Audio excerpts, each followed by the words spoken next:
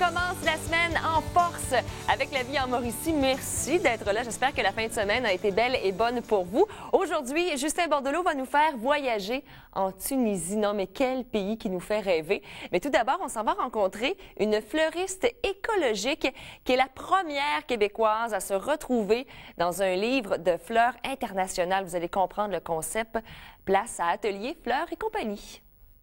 Marie-Claude Toutant, allô? Bonjour. Merci de nous accueillir dans ton environnement qui est magnifique, soit dit en passant. Merci, ça fait plaisir.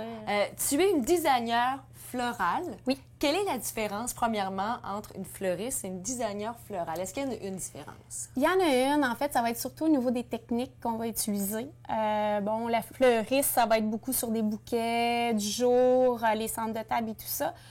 Quand on devient designer floral, ça va être ça. C'est de la sculpture florale. On va travailler beaucoup sur des structures, sur le feuillage, comment le travailler. C'est vraiment au niveau des techniques qui fait une différence, en fait. Je ne savais pas non plus qu'on pouvait être fleuriste à tendance écologique. Ça, est-ce que c'est nouveau? Ou... C'est assez nouveau. Je suis pas mal la seule dans la région. Moi, c'est avec mes voyages que j'ai fait. Je fais beaucoup de landor, de la sculpture végétale. Un petit peu de la sculpture végétale. Oui. Un petit peu de ma curiosité, comment on fait ça? En fait, c'est un concours que je fais principalement en Suisse. On est une douzaine d'équipes. On est 2 par équipe. 12 pays, pardon. Puis, on est dans le bois pendant quelques jours et on fait une sculpture à partir des éléments de la nature qu'on retrouve. Alors, ça peut être le bois, la mousse, on peut travailler avec l'eau.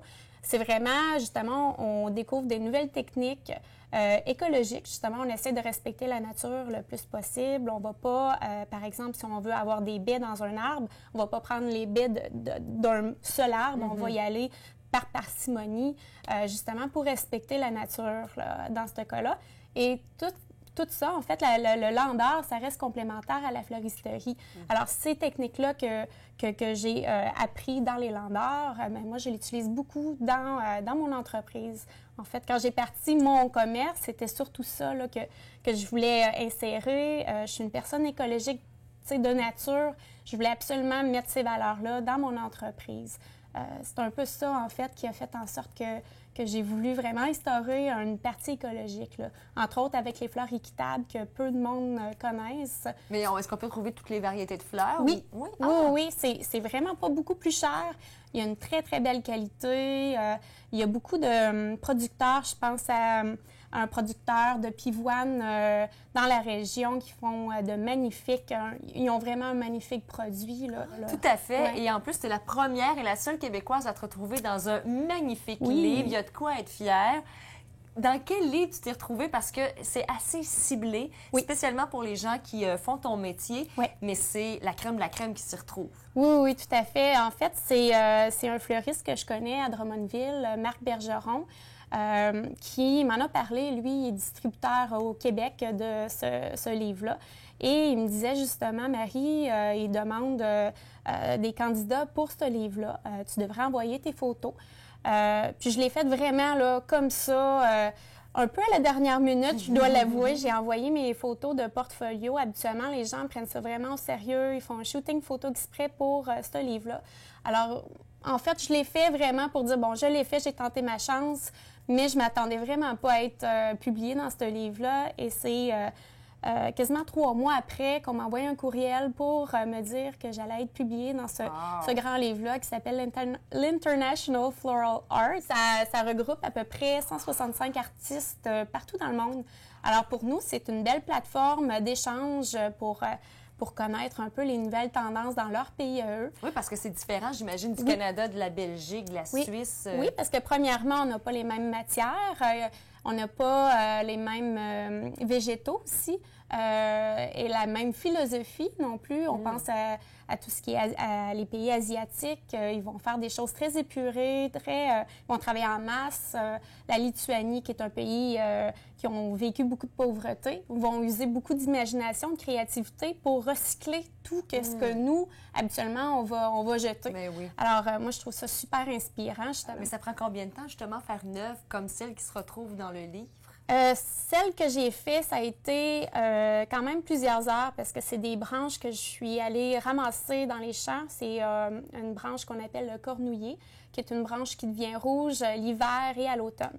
Alors moi, j'en ai cueilli énormément, puis j'ai fait un tressage. Ça prend quand même, j'ai pas calculé le nombre d'heures que j'ai fait, mais c'est assez énorme, là. Mais bon, le temps, on le compte pas, là, naturellement, parce que c'est le fun. Moi, j'adore ça. Je suis une passionnée des fleurs. J'adore ça. Mais on dit justement que les gens passionnés des fleurs, ce sont des gens heureux et faciles à vivre. Est-ce que c'est vrai, Marie-Claude? Ben moi, je suis heureuse. Après, passer la vie, il faudrait poser la question à quelqu'un. Mais je suis heureuse. Non, j'adore mon métier. C'est vraiment une belle passion. Puis je suis contente parce que de plus en plus, les gens sont ouverts à ces créations-là. Puis si on est capable, en fait, c'est pas un livre on regarde ça, puis c'est pas des choses qui sont nécessairement accessibles aux gens, mais quand on regarde ça, après, on est capable de dire le bouquet du jour qu'on va demander, il va être assez impressionnant. Alors, c'est un peu ça, en fait, que je voudrais dire aux gens, il faut oser, dans le fond, là. Il faut oser, il faut se laisser aller, et il faut sortir aussi du carcan habituel des bouquets traditionnels. Il faut se laisser aller découvrir de différentes fleurs, différents arômes aussi, parce qu'on reste toujours dans la traditionnelle rose, mais il y en a plein d'autres. Hein? Oui, il y en a pour tous les goûts. Et voilà. Hey, Marie-Claude Toutant, merci beaucoup. Merci Ça a été à toi. un plaisir de nous accueillir ici. C'est de toute beauté, ça donne le goût d'être dans les fleurs et pourquoi pas de tomber en amour. Excellent. Merci beaucoup. Merci. C'est vrai que ça donne le goût aux fleurs et ça donne le goût au voyage également. Justin Bordelot sera avec nous justement après la pause pour nous faire voyager. Et mon cher Justin, on s'en va où cette semaine? On découvre la Tunisie. Ça, c'est wow.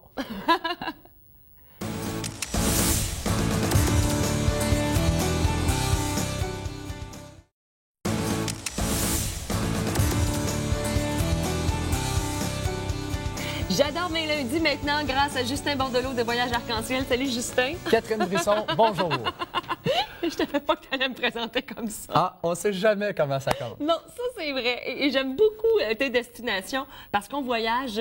En fait, on fait le tour du monde. Et là, cette fois-ci, tu nous amènes en Tunisie. Et ça, c'est une destination que je me promets un jour de découvrir. Ah oui, et avec raison. Et si je peux commencer avec une citation choc, on peut aller en Tunisie. Parce que les gens, depuis la révolution du jasmin, ont une certaine crainte à se rendre en Tunisie. Ça a eu mauvaise presse aussi. Énormément. Pourtant... Il y a eu des manifestations, ça a brassé. Donc, les gens sont restés avec cette petite amertume-là, cette petite crainte-là.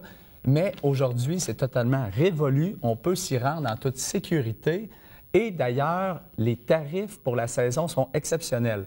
Les meilleures périodes pour s'y rendre, c'est au printemps et à l'automne parce qu'au milieu de l'été, on est en pleine saison touristique. Okay. Toutes les stations balnéaires en bord de mer débordent de touristes. Donc, ce n'est pas nécessairement l'idéal pour s'y rendre. Donc, je conseille souvent à mes clients d'y aller soit au printemps ou à l'automne. Puis là, on a un climat vraiment agréable pour visiter. Et au printemps, ce qui est beau, c'est que c'est justement les fleurs, les odeurs, le jasmin, c'est parfumé. Donc, c'est vraiment un très, très beau secteur. Et c'est un pays où on peut faire des découvertes extrêmement variées. Pays très dépaysant parce qu'on est quand même... Très différent, oui. C'est ça, au niveau de la culture, au niveau de la gastronomie, tout ça, de l'habillement. Donc, énormément de dépaysement et de chocs culturels, mais tout ça en douceur. Et ce qui est beau, c'est que la Tunisie, excusez-moi, ça a un patrimoine bâti incroyable. Je vois les images de toute beauté. Bon, et même le désert. Écoute, moi, je me promènerais là-dedans, un grand plaisir. Exact. Donc, on peut passer des dunes de sable au riad, aux anciens châteaux. On peut même découvrir la côte qui est de toute beauté avec l'île de Djerba aussi, qui est un petit paradis de plage. Donc, il y a vraiment différentes ambiances. Selon moi, tous les types de voyageurs s'y retrouvent, que ce soit les voyageurs plus autonomes ou ceux qui vont opter pour des circuits guidés, dû aux grandes différences entre le nord, le centre et le sud. Il y en a pour tous les goûts, dans le fond. Et ce qu'il ne faut pas oublier, c'est que la Tunisie, c'est des civilisations qui se sont succédées. Il y a eu les Phéniciens, il y a eu les Romains, les Espagnols, les Français, il y a différentes cultures. Les Turcs, les Vandales. Donc, c'est vraiment riche de ces traditions-là. Et quand on s'y rend présentement, on est accueilli à bras ouverts. L'industrie touristique est un des pôles, des piliers du pays. Donc, ils sont vraiment là, hyper accueillants. On va être bien reçus, c'est sûr. Et ça parle français aussi pour la plupart. Exactement. Fait qu'il n'y a pas de barrière de langue. merci. Et c'est pas trop loin en vol. On a un petit décalage horaire, 6 heures. Ça se fait très bien. Bien, on fait souvent via Paris ou avec Royal Air Maroc aussi, on peut le faire via Casablanca. Ça va super bien. Décalage horaire de 6 heures. ça file. Ce qu'on voit à l'écran, c'est le Colisée de El Jem. C'est à faire pâlir le Colisée de Rome. Ben oui, c'est ça, les deux, c'est à s'y Vraiment méprendre. beaucoup mieux préservé. On remarque aussi les roses des sables. Donc là, les gens se plongent dans... Moi, j'appelle ça, c'est un peu l'ambiance mille et nuits. Oui! Les marchés. Aladdin, Jasmine! Exact. Mieux encore, parce qu'il y en a des milliers d'Aladin de Jasmine. Donc, c'est vraiment fascinant. Pour les gens qui veulent une découverte un peu confrontante, mais en douceur, la Tunisie... C'est un charme, un petit parfum exotique, si je peux dire. Oui, et j'ai déjà les parfums de tagine, d'agneau, de grillade. Ah, oui, et la fleur d'oranger aussi, Oui. la fleur de rose Essence de également, rose. essence de rose. Mais c'est ça. Donc, faut pas. Souvent, les gens ont tendance à penser que la Tunisie, c'est que désert ou c'est que balnéaire, avec par exemple Hammamet, Sousse et Port El Kantaoui. Ce n'est qu'une minime partie des découvertes qu'on peut y faire. Il y a les oasis avec Tozer, où là, on a des campements berbères qu'on peut faire perchés ici. à même une palmeraie au pied de petites dunes. Donc, c'est vraiment là fascinant. C'est le dépaysement en tout confort. Et ça, on aime ça, et d'autant plus que, tu le disais au départ, c'est abordable. On imagine toujours des tarifs astronomiques, mais au contraire, pour une semaine ou deux, c'est très abordable maintenant. C'est vraiment pas cher. Et ce qui est privilégié aussi de la clientèle québécoise, c'est les longs séjours. On peut se rendre en Tunisie, combiner un circuit avec une portion balnéaire. On aime ça. Encore une fois, une belle destination. Justin Bordelot, merci beaucoup. Merci à toi, Tu nous as Catherine. fait rêver. Merci. Passez une belle semaine et nous, on se retrouve demain, sans faute, 13h30. Salut.